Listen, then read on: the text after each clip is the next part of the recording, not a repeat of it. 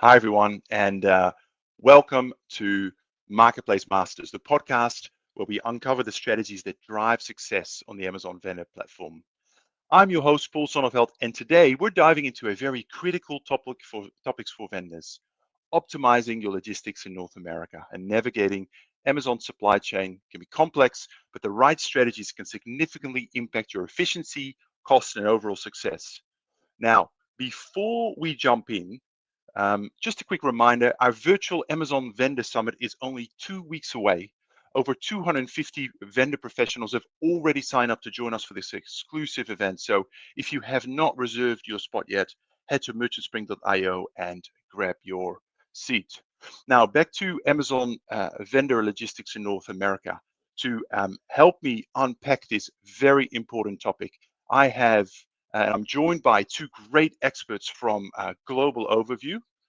Let me just bring them on screen. Today with us, we have Tessa Blumenthal, Senior Director of Operations, and Jackson Leica, Vendor Operations Manager.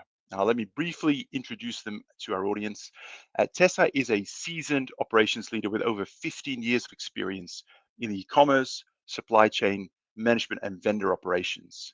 As a senior director at Global Overview, she leads a team that provides strategic support for Amazon brands, drawing on her deep expertise as a former Amazon in-stock manager and brand specialist. Her experience at Amazon and Zulily has equipped her with a unique perspective on vendor operations and process optimization. Jackson brings over 13 years of global logistics and e-commerce experience.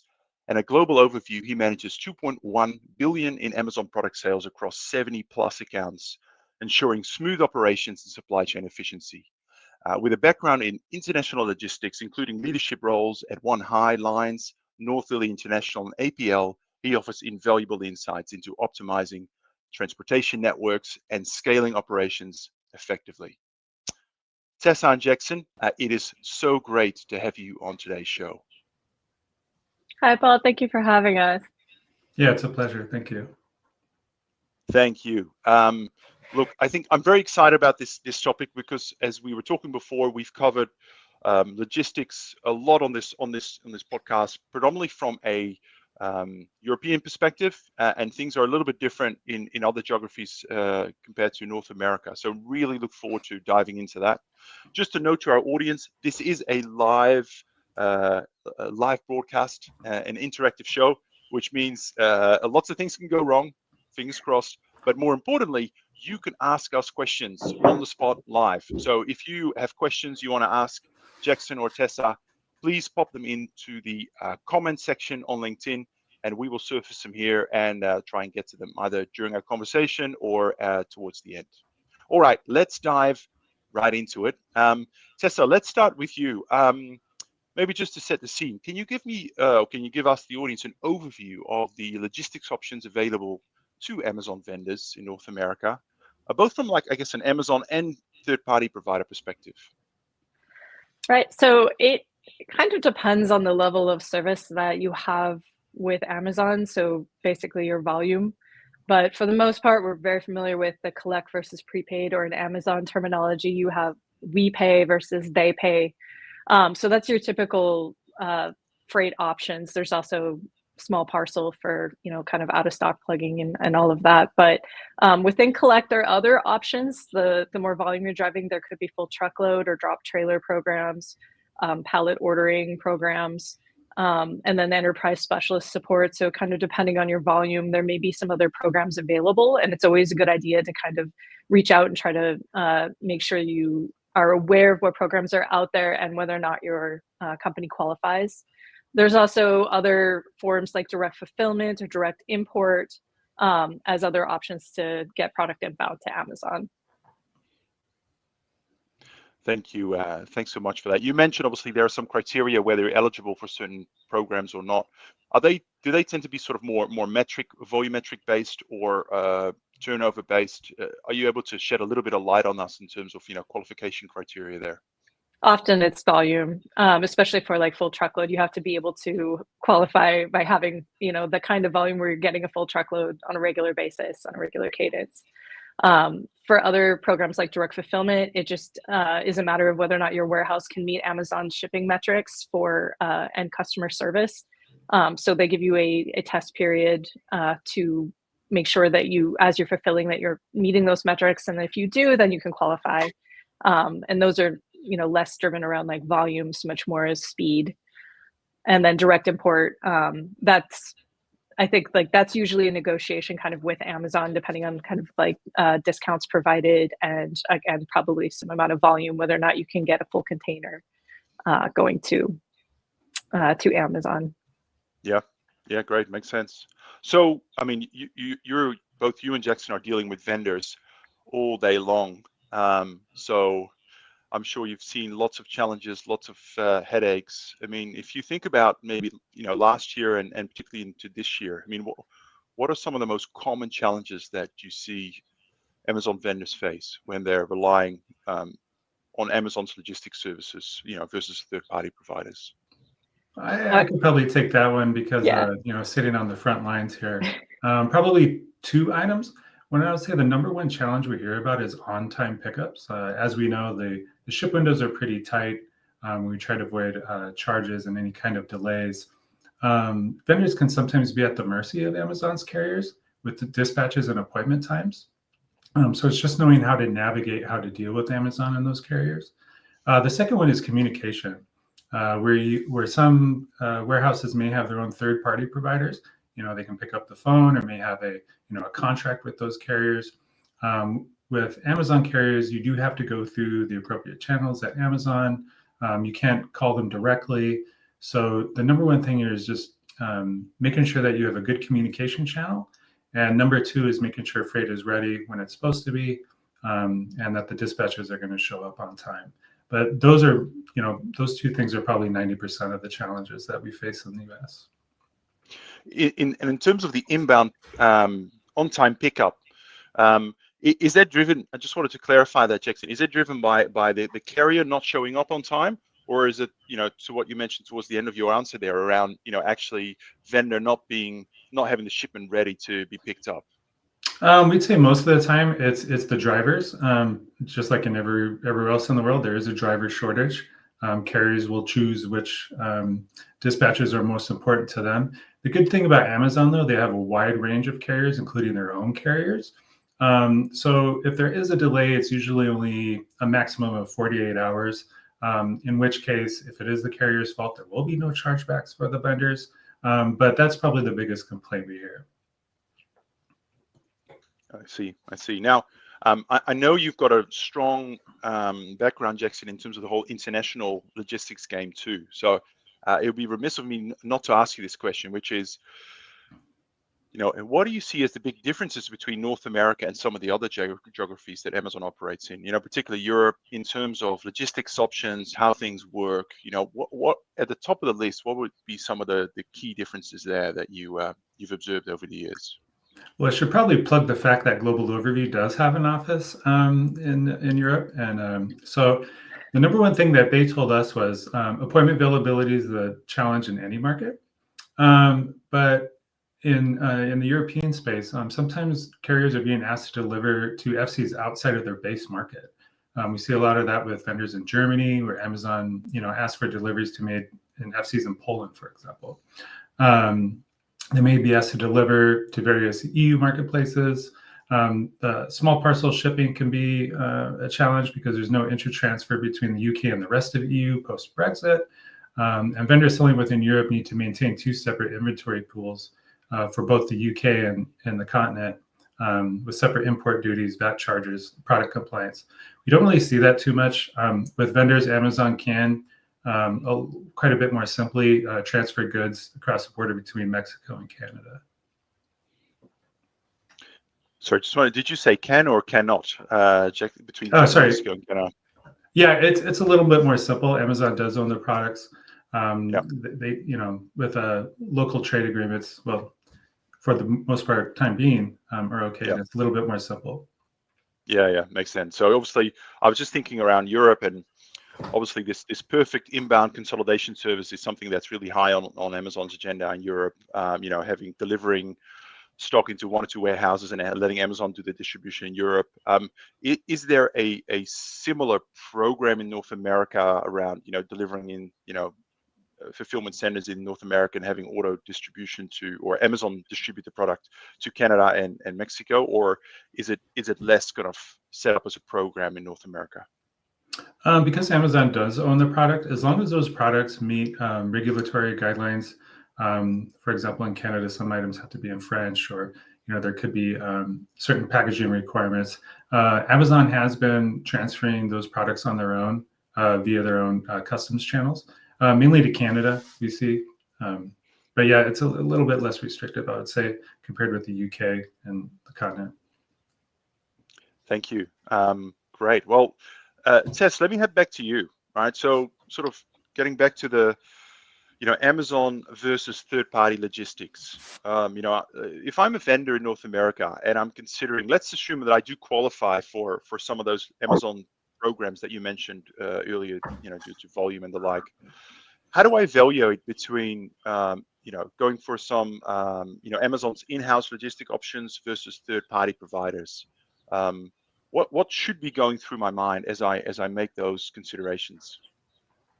So some of the things that we want vendors to consider are mostly issues of transfer of ownership and risk, lack of support versus owning the process. So where Amazon provides like a lot of in-house support for their own system. So like if you're doing we pay or collect shipping, they have more visibility for the pickup or where the product is in the system. So they're able to kind of track where it is. And so you have a better result on when the product will be available for the customer to buy it when it is in Amazon system.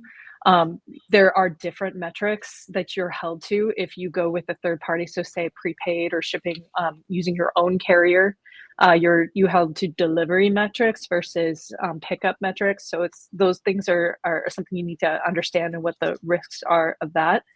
Amazon as an entity can often get really great rates as well. So there's a cost factor that should be considered. And then ship windows and the like, again, it's like, if you are responsible for getting the product across the country, you have to consider, the cost of that and whether or not your carrier is going to be able to do that. So there's more onus on the vendor if they're choosing to do it on their own versus using the Amazon kind of freight network. Again, and then there's also, if you're doing direct fulfillment, which is considered kind of more on your own, you're being held to very strong metrics as Amazon really wants to make sure they're giving the best promise to the customer. So you must be meeting the metrics for direct fulfillment and out of stocks percentages as well. Yeah. So at least on paper, at least according to Amazon's logistics brochure, it seems to be like a no-brainer, right? Better costs. You're not, you not get held accountable to all these various metrics. Sort of Amazon takes on that kind of ownership and responsibility, but there's a third-party logistics network out there, right? So they must be doing something right, or there must be certain situations there. I mean, are there actually situations or scenarios where third-party logistics providers kind of make more sense or consistently outperform Amazon's own services? I mean, obviously outside the volumetric qualification criteria. Are there examples that you've come across that you can share? I think I might let Jackson answer this one because he's got a deep dive into this pretty recently. Yeah. I'll be 100% honest. Largely, we haven't seen it. No. If a vendor can use Amazon services, it's much better. Global Overview does service some very large conglomerates. Now, if you have such a huge company that you have your own dedicated truckers, your own trucking company, with guarantees, on-time guarantees, and a really good setup contract, unless you have that, we're actually seeing third-party carriers struggle. And vendors who would like to maybe go to prepaid or they pay usually have a very hard time adhering to those metrics that Tessa talked about. I see. And does this play out sort of at a total North American level, or are there differences on a geographical basis? Like, are there any certain geographies or fulfillment centers in the US where you go, actually, Amazon's a little bit weaker in this particular area? Is there any sort of, plugging minor gaps here, or actually say, what, the performance is pretty consistent across the piece? I think you see Amazon perform fairly consistent to regional expectations and things. There's obviously certain areas that are more prone to, natural disaster, things that can kind of cause like additional headache for, getting trucks provided and all of that. I think where the trouble kind of comes in is you're trying to Amazon, the way that Amazon really tries to push kind of some of that upstream distribution to these FCs, which means they're kind of sacrificing container utilization to break it down to smaller purchase orders to distribute them to more FCs from pickup, can cause like some vendors to have to ship like across country quite frequently, which means then they are on the hook for basically getting it across the country in 8 days. And there may be, if it's an LTL load, they may have to consolidate at some point, which, then you have to, it all matters how long that consolidation is going to take place, whether or not they're able to secure a delivery appointment in time, at the destination FC. So it does make for more variables to manage versus when Amazon owns the carrier part of the whole piece, then they really they only hold the vendor to the pickup metrics. So that means that you have to make sure that you're submitting your tender request, your pickup request on time within the ship window. And if you do that and your initial tender request is on time, then you've met your end of the deal. And then Amazon takes it from there, and they will absorb the issues with transport. Versus delivery, you have to get it all the way to their warehouse on time. Yeah, no, I completely get that. How does any of this? I mean, typically we hear, most of it's where Amazon takes kind of responsibility for the logistics. Things work most of the time. It's really great. People are happy. Wish I could qualify for it. How does this stack up during, like, in preparation for peak trading periods like Q4? When the whole supply chain is on the strain, things are busting at the seams. Amazon's playing, different games around inventory holding and inbound receiving slots with their fulfillment centers. Does everything that you said sort of go off the rails, or actually have you found that, how have you found Amazon during those times? What tends to go wrong? Yeah, well, very exciting period of time for us, I will say. I think the big thing is preparation and knowing your timeline. Amazon, it is very difficult to get product inbound a month out before these peak events. And you start to lose kind of that guarantee that it's going to be on the shelf and ready to go right by the time we get peak, like say Prime Day or during the Q4 holidays.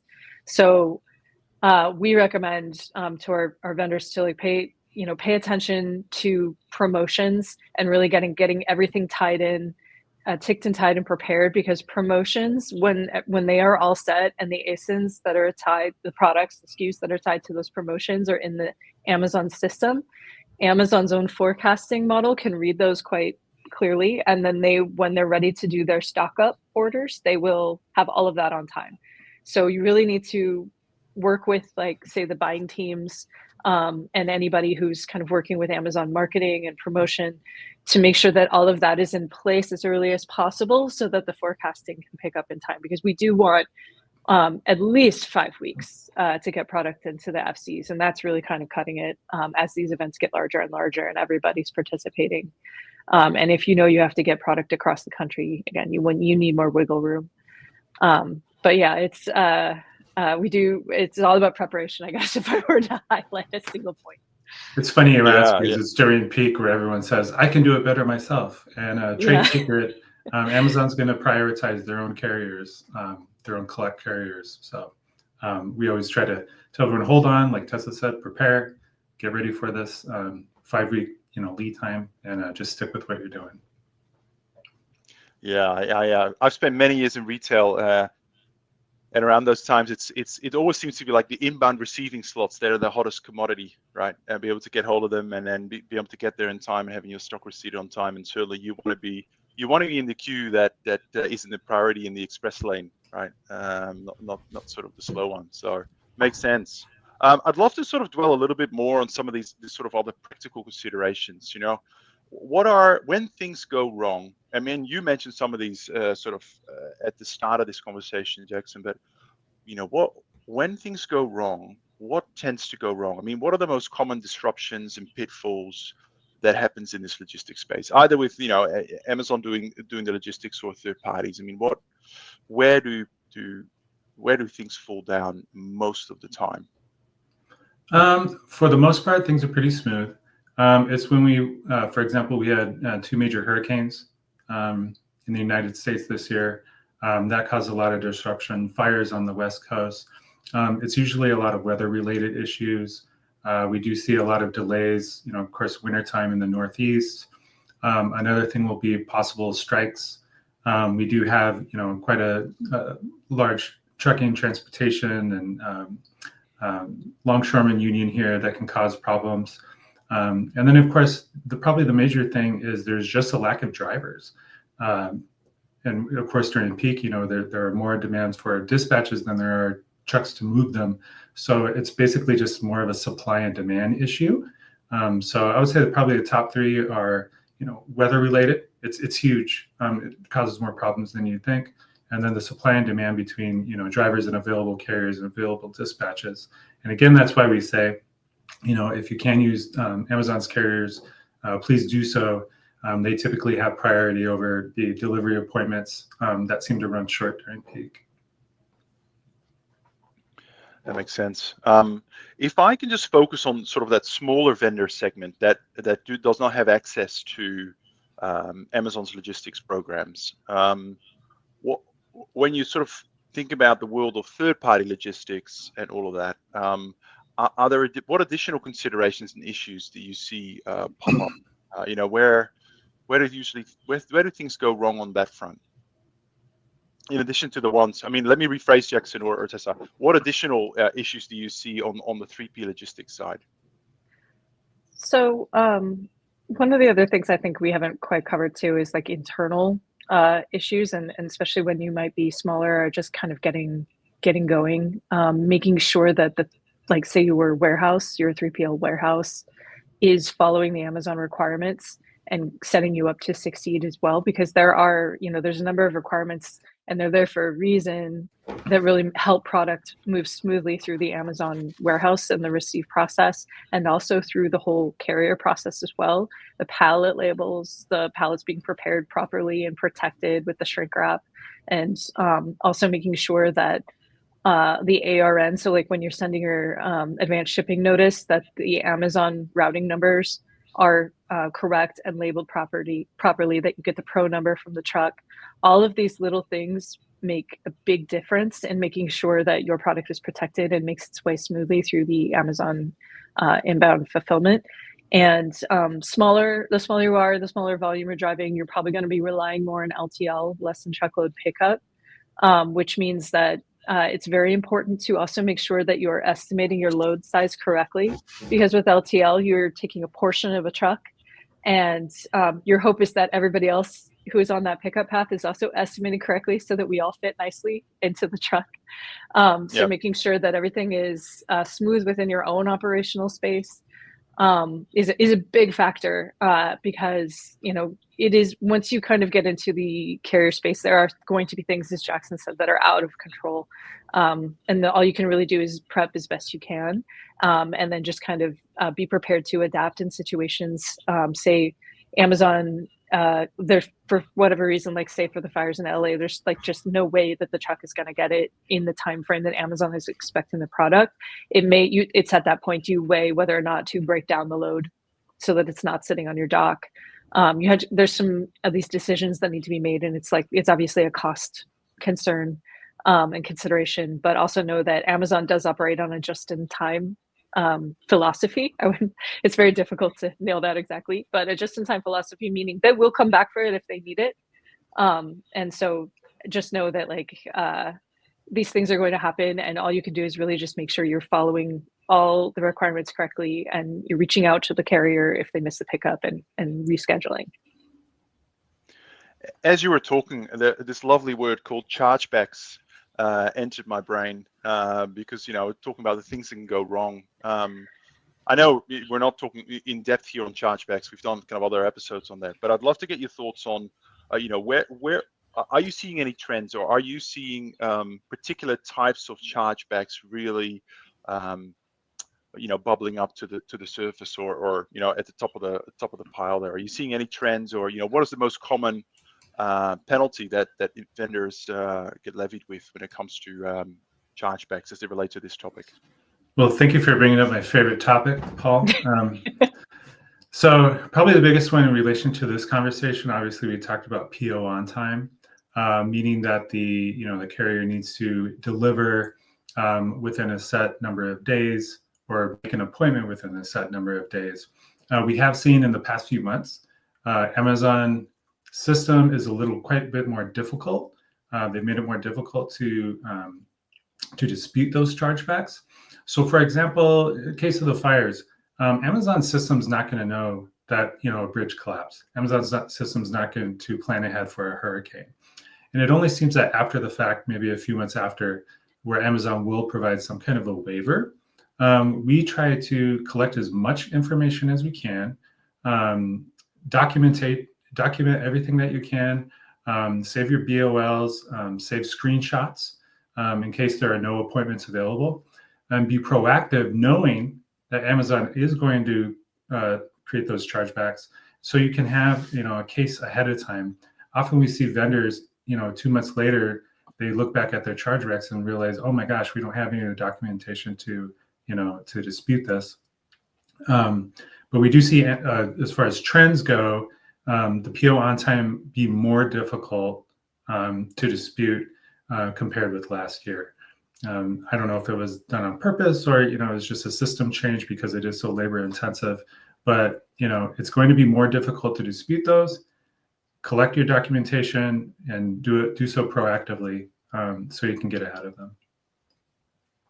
Thank you.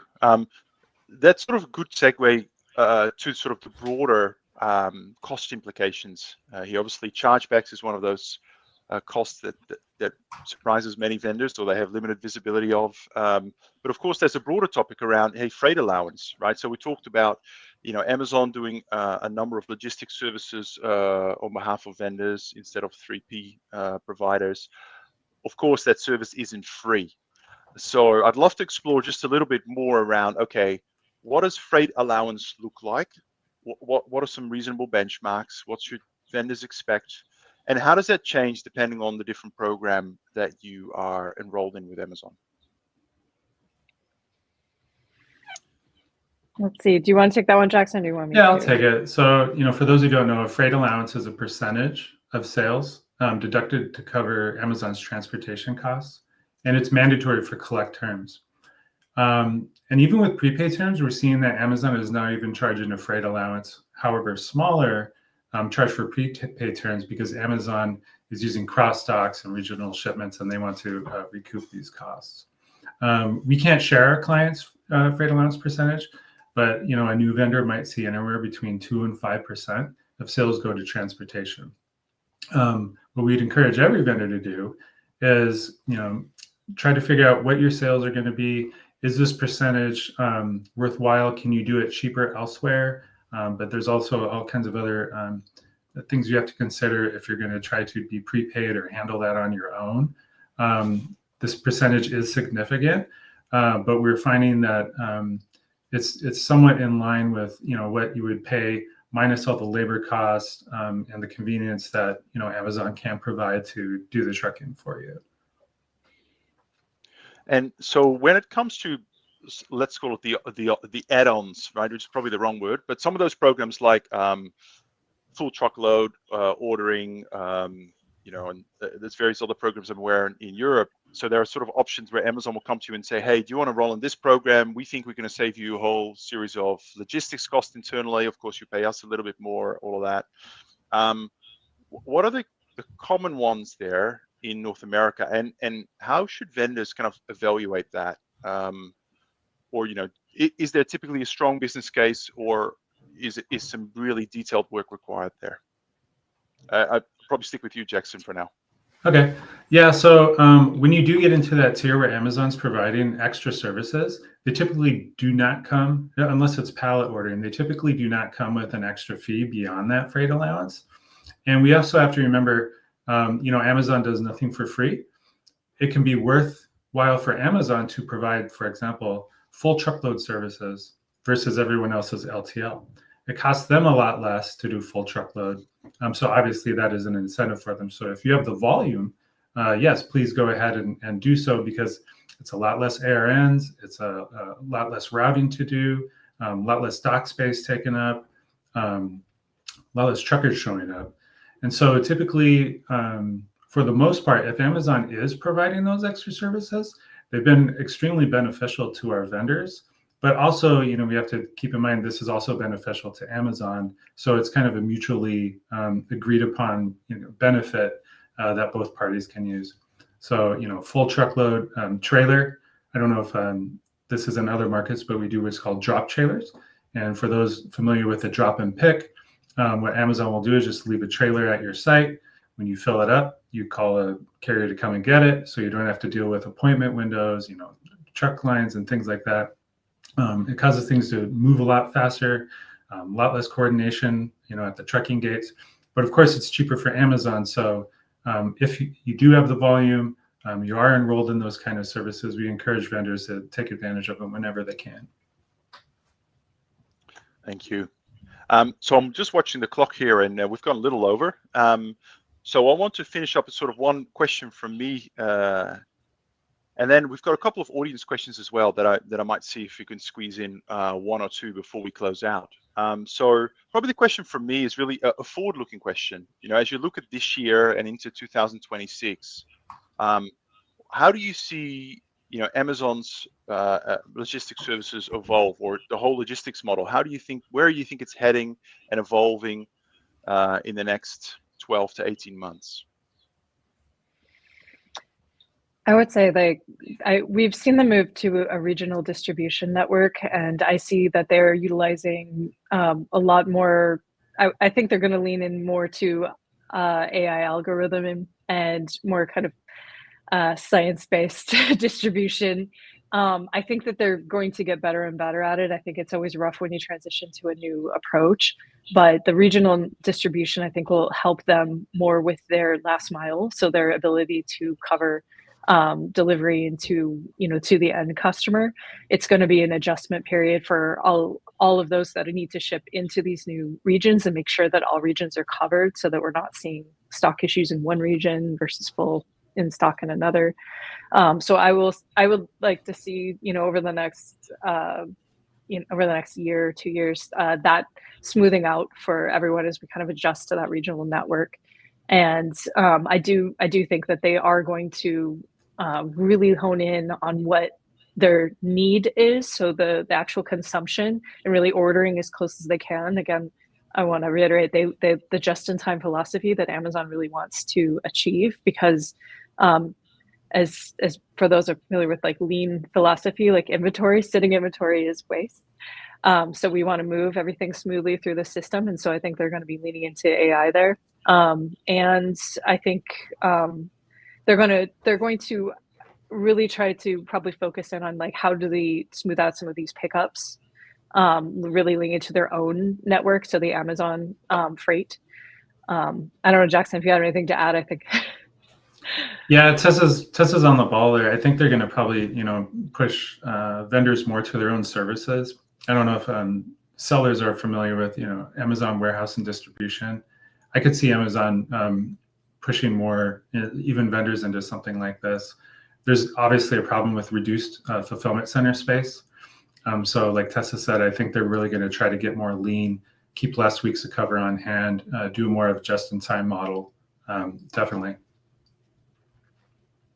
Thank you. That's great. All right. Well, let's quickly go to our audience and pick up a few questions. The first one from, I hope you can see that, from Matthew. Thank you very much for submitting your question. Really appreciate it. I'll read it out. Is there a way to stop Amazon Vendor USA from sending products to Canada? So this is we see this a lot with our clients. Amazon moving things around a little bit. Anything we can do? Yeah, it's when you're in the wholesale relationship with Amazon, they do own the products once they purchase them from you. And I think because of trade agreements, they do, if there's compliance, if they qualify for all the compliance requirements, in Canada, they do, they are able to transfer it to their Canadian warehouses. It is because you're automatically enrolled in what they call the North American Fulfillment Network. You would have to opt out. And so my recommendation would be, if you have a legal concern with the product, or you feel that it's incorrectly being sold in Canada, you will probably have to write a letter on letterhead, on the company letterhead, from somebody who is qualified to speak on behalf of the company, and have that turned into Amazon.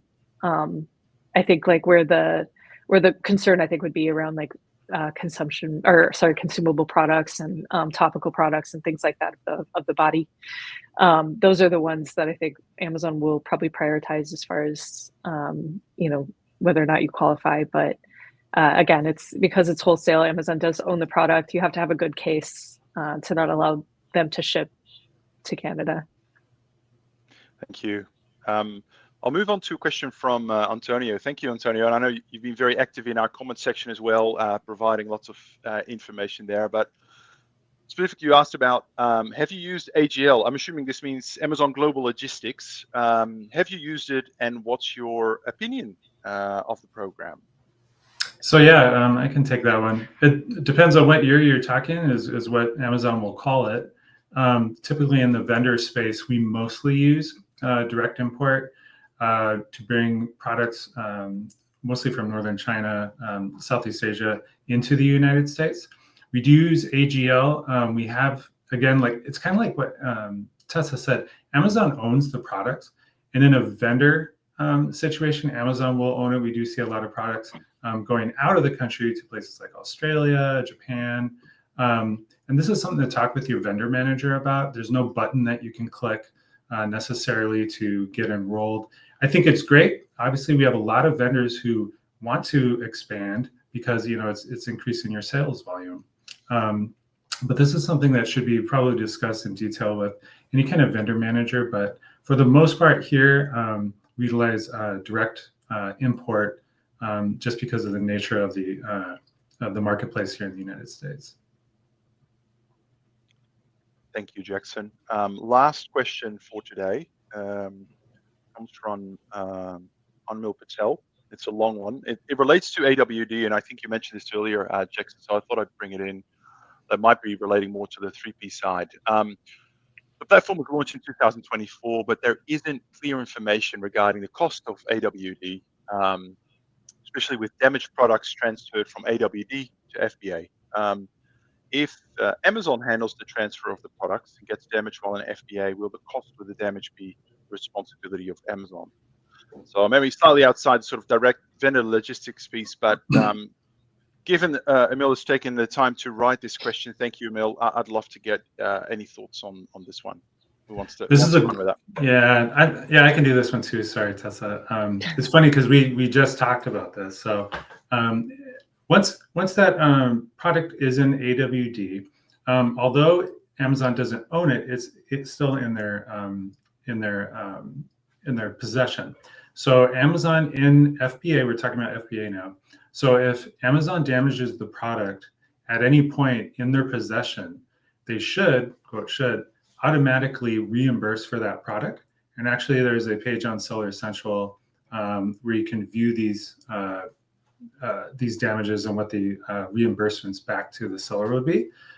So to answer your question directly, it is still new. There's still a lot of gray area. There's no, we found that there's no specific verbiage on this. But if Amazon handles the transfer of product and it does get damaged while in FBA, Amazon should absorb that cost and reimburse just like they would if it was in their FCs. Now, if you're seeing something different, let us know. But for the most part, that's our understanding. That's what we're seeing. Great. Thank you, Jackson. Unfortunately, everyone, we are out of time, so we're going to have to wrap up. Tessa and Jackson, thank you so much for joining us today. Your insights really helped me clarify some of the complexities, and particularly around Amazon providing some of those services around logistics in North America and what the differences compared to some other geographies. So really appreciate your generosity in terms of insights and knowledge. For anyone who's tuning in live today, or maybe tuning in afterwards, that want to get in touch, maybe interested in learning more about how Global Overview or you can assist them, what is the best way for them to get in touch? Sure. So we are a full service agency. We manage all elements of the Amazon business. And as you see, we have a knowledgeable operations team ready to provide insight for you. You can reach us at info@globaloverview.com, or you can find us on our website, globaloverview.com. Excellent. Fantastic. Well, thank you so much, Jackson and Tessa. Till next time. Thank you. All right, everyone. That is it for today's episode. That is a wrap. Thank you so much for tuning in. Now, of course, if you are looking for more insights, make sure to head to our website to check out our video on demand library at merchantspring.io for a wealth of content and information. And while you're there, make sure you register for our upcoming Amazon Vendor Summit in 2 weeks' time. Of course, if you are looking for better analytics for Amazon vendors, whether it be agency level analytics or vendor analytics, don't hesitate to reach out to me. I'd love to show you what Merchant Spring is all about. Last but not least, I'm always on the lookout for new topics, new content, things that you would like me to tackle next. So if there's an interesting idea that you'd like me to explore, or perhaps find the right expert or speaker, please drop me a note and I will do the research and recruitment for you. Until next time, please take care.